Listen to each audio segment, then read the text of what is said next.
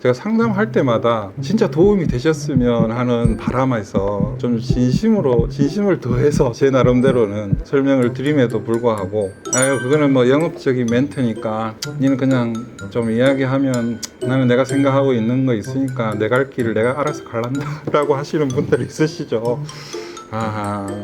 물론 그러셔도 되는데 꼭 참고는 하셨으면 하는 바람이 있습니다. 오늘 영상이 마음에 드신다라면 구독과 좋아요, 그 다음에 알림 설정까지 부탁드립니다.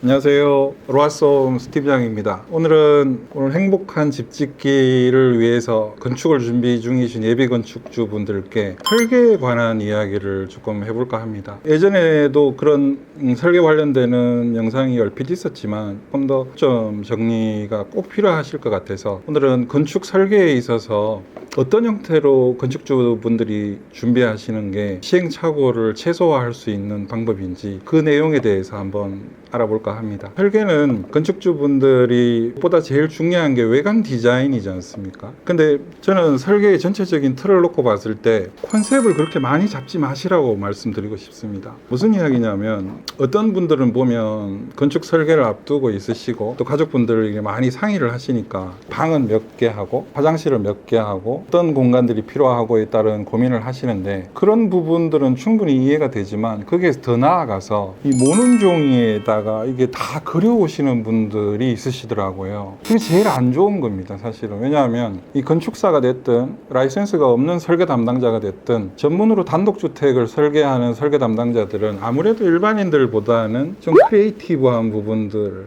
되게 많이들 가지고 있죠. 그리고 또 그런 부분들을 충분히 그 땅에 맞도록 자기의 노하우나 자기의 지식을 거기에서 녹아내야 되는데 그게 이제 설계인데 어떤 분들은 그걸 다 그려오시기 때문에 그게 어찌 보면 나는 디자인을 이걸 구상하고 있는데 평면을 또 이렇게 그려오시니까 이게 밸런스도 맞지 않을 뿐더러 이게 매칭이 안 되는 경우가 있어서 그래서 그렇게 준비하는 설계는 오히려 크게 도움이 되지 않는다 하는 생각이 들어서 근데 이제 내부적인 콘셉트는 어찌 보면 그냥 일반적으로 콘셉트만 잡고 계시고 외부도 마찬가지지만 콘셉트만 잡고 계시고 거기에 대해서 더 나아가서 준비를 하시는 것들은 크게 도움이 되지 않는 것 같습니다. 그렇다 하더라도 콘셉트는 분명히 잡고 계셔야 되니까 내가 외관을 클래식으로 할지 모던 스타일로 할지 에 따른 것들은 충분히 인지하고 계셔야 되겠죠. 또 이런 경우도 있겠죠. 시공사라는 업체를 건축주 나름대로의 기준에 의해서 선정을 하시게 된다 하면 디자인은 다른 회사 디자인이 더 마음에 드는 경우도 있지 않습니까?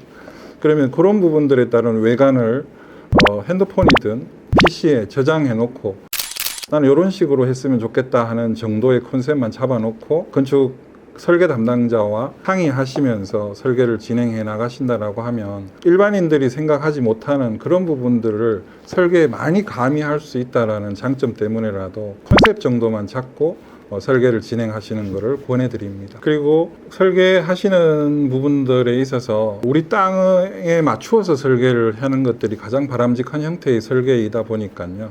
우리 땅하고 제일 부합되는 형태의 평면이 또 매스가 어떻게 나올지를 판단하는 거가 되게 중요하거든요.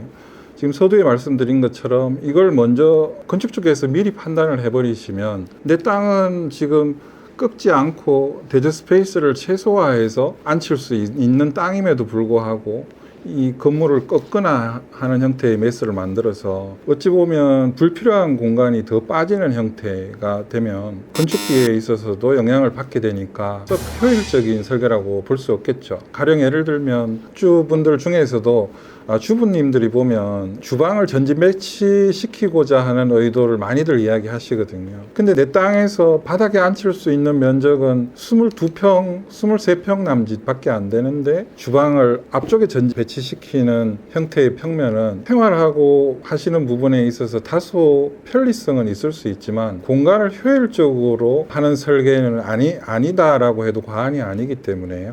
이제 전진 배치시키기 위해서는 적어도 30에서 35평 정도의 바닥 평수가 되는 사이즈가 최소 그 정도가 된다라고 했을 때 주방을 전진 배치시켜서 하는 형태의 설계가 되면 아무래도 편리성도 있고 공간에 있어서도 활용도에 있어서도 훨씬 더 높아지지 않을까 하는 생각을 해봅니다.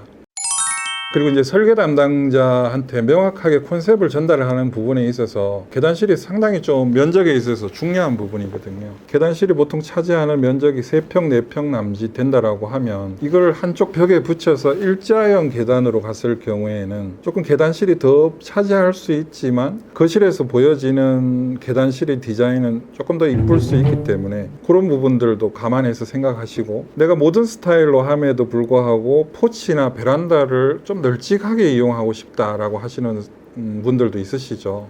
근데 디자인에 있어서는 그렇게 썩 예쁜 형태가 안 나올 수도 있거든요. 보통 클래식에서는 포치나 2층 베란다를 좀 널찍하게 해도 그나마 이제 디자인적으로 충분히 이쁠 수 있지만 모든 스타일에서는 보통 30-40평대의 주택에서는 베란다를 한 2평 내외로 하시는 분들이 대부분이신 거거든요. 그래서 그런 부분들까지도 설계 담당자에게 충분히 컨셉 형태로 전달하시면 공간을 조금 더 효율적으로 설계하는 데 있어서 도움이 많이 될 것 같습니다. 예를 들어서 나는 30평, 40평대의 설계를 원하지만 이런 정도의 컨셉 정도를 가지고 있다라고 하면 건축사나 설계 담당자 입장에서는 베란다의 크기나 이런 포치의 크기나 이런 것들이 상당히 중요하기 때문에 어느 정도를 해야 될지가 좀 막연해질 수 있거든요.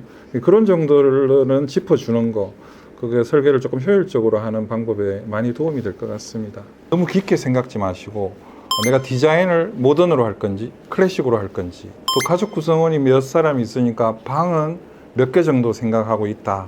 계단실이나 이런 부분들에 따른 것들, 그 다음에 포치나 베란다에 따른 면적에 따른 사이즈가 어느 정도 됐으면 좋겠다 하는 정도만 가져오시고 나머지 공간 구성이나 조금 더 효율적인 설계를 위해서는 설계 담당자의 크리에이티브한 부분을 믿고 맡겨두시면 훨씬 더 좋은 설계가 나오지 않을까, 지금까지 제 경험으로는 그렇게 확신이 듭니다. 오늘 영상은 여기까지고요. 다음에 또 좋은 영상으로 인사드릴 수 있도록 하겠습니다.